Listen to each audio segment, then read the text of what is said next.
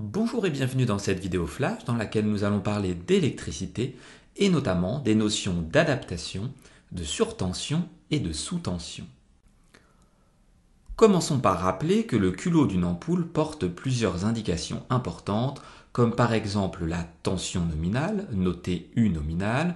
Il s'agit de la tension électrique pour laquelle la lampe, donc l'ampoule, fonctionne de manière optimale, c'est-à-dire de la meilleure manière qui soit. Mais aussi, on peut trouver comme indication l'intensité nominale, notée I nominale, qui est l'intensité du courant électrique qui doit traverser la lampe afin que cette dernière fonctionne de manière optimale. Pour être sûr que ces deux notions sont bien comprises, prenons un exemple avec un circuit électrique en série composé d'un générateur et d'une lampe nommée L1.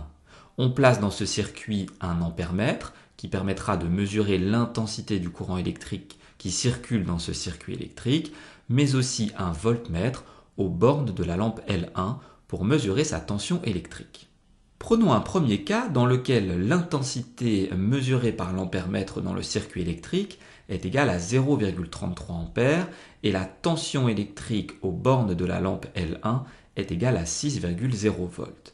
Considérons maintenant que l'intensité nominale de la lampe soit égale à 0,33 A et que sa tension nominale soit égale à 6 volts.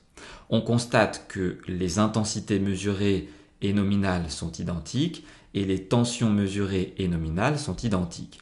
On est dans le cas de figure où la lampe est parfaitement adaptée au circuit, elle fonctionnera donc de manière optimale.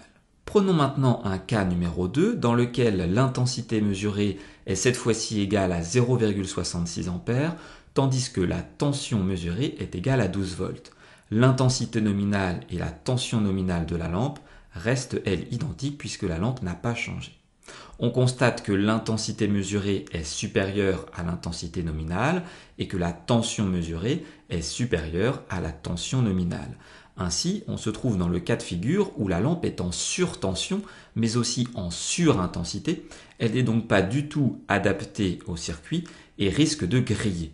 On parle de surtension et de surintensité puisqu'on est au-delà de l'intensité nominale et de la tension nominale de la lampe.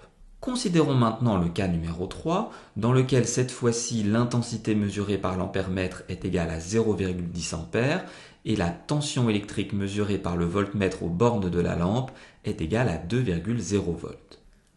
Les valeurs de l'intensité nominale et de la tension nominale restent quant à elles inchangées. On constate cette fois-ci, à l'inverse du cas 2, que les valeurs mesurées sont inférieures aux valeurs nominales.